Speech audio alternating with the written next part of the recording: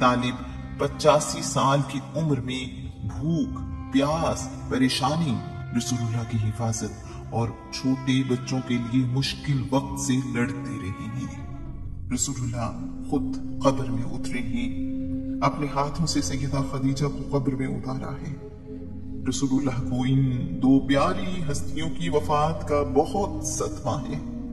آپ نے اس سال کو عام الحزن یعنی غم کا سال قرار دیا ہے۔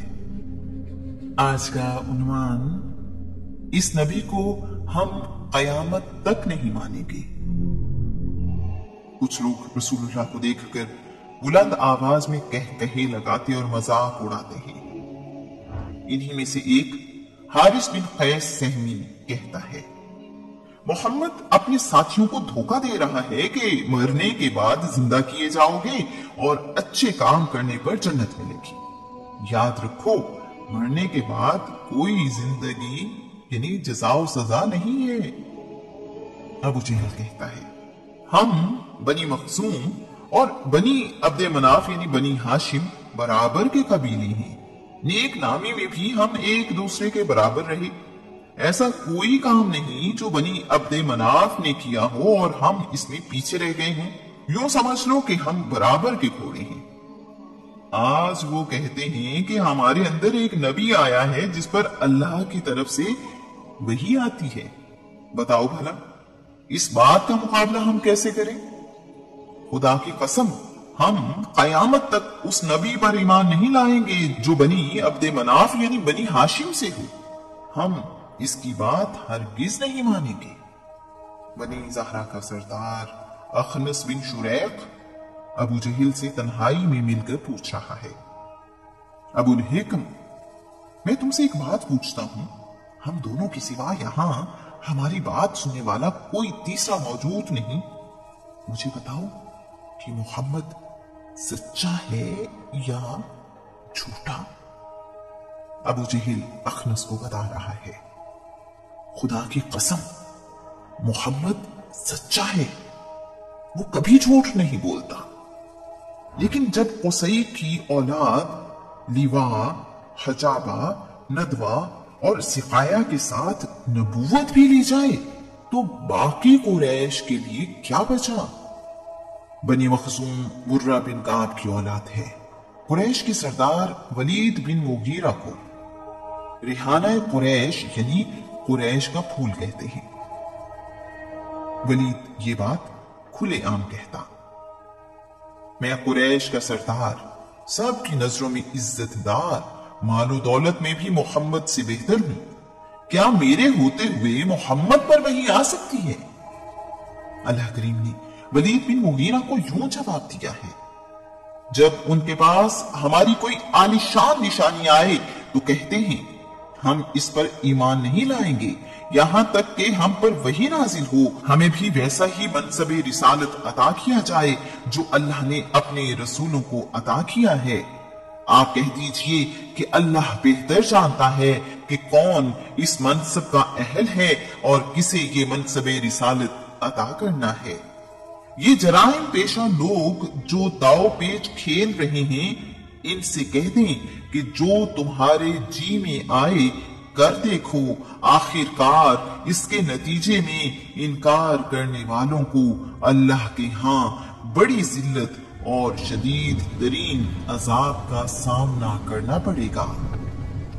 نضر بن حارث بن علقمہ نے قسم اٹھائی ہے، میں ہمیشہ محمد کے مقابلے پر ڈٹا رہوں گا اور لوگوں کو محمد کے خلاف بھڑکاتا رہوں گا۔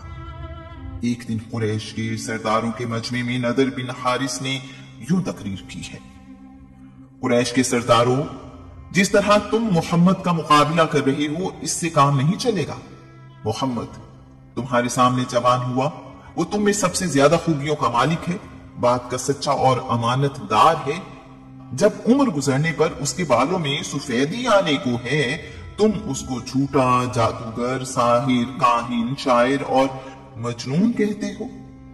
خدا کی قسم، میں نے جادوگروں، ساحروں، کاہنوں، شاعروں، مجنونوں کو دیکھا اور ان کی باتیں سنی ہیں۔ محمد میں ان جیسی کوئی بات نہیں ہے۔ تم پر جو مصیبت آئی ہے اس کا مقابلہ کرنے کے لیے کوئی और तरीका सोचो। तुम लोग जो बातें बना रहे हो इनसे कोई फायदा नहीं होगा। इसके बाद नदर इन्हें कह रहा है, ईरान के असफंदयार और रुस्तम वगैरह के किस्से लोगों को सुनाओ, उन्हें ये बातें मोहम्मद के कलाम से ज्यादा अजीब मालूम होंगी। वो कुरान की बजाय इन किस्सों में दिलचस्पी लेंगे और मोहम्मद को हमारे मुकाबले में नाकामी होगी। नदर यमन, शाम और ईरान के अलावा बहुत से मुल्कों में जा चुका है। वहां वो ईरान के मुतालिक बहुत कुछ सुन चुका है। इसे ईरान की तारीख और वहां मौजूद दीन का इल्म भी है। वो अहले इल्म की मजलिसों में भी जाता रहता है। मक्का के समझदार लोगों में शुमार किया जाता है। नदर ने साये की तरह रसूलुल्लाह का पीछा करना शुरू कर दिया है। रसूलुल्लाह अल्लाह का पैगाम लोगों तक पहुंचा रहे हैं। लोगों को समझाने के लिए गुजरी हुई कौमों के हालात और अंजाम के बारे में बता रहे हैं। सुनने वाले रसूलुल्लाह की बातों का असर लेकर इस्लाम के बारे में सोच रहे हैं। नदर यही मौजूद रसूलुल्लाह के यहां से जाते ही लोगों से कह रहा है, भाइयों, मैं मोहम्मद से ज्यादा अच्छी बातें कर लेता हूं, तो सुनो, मैं तुम्हें सुनाता हूं। नदर बिन हारिस इन्हें ईरान के किस्से कहानियां सुनाता है और फिर इन लोगों से पूछता है, मोहम्मद मुझसे ज्यादा खुश कलाम कैसे हो सकता है? क्या वो भी मेरी तरह पिछली कौमों के किस्से नहीं सुनाता?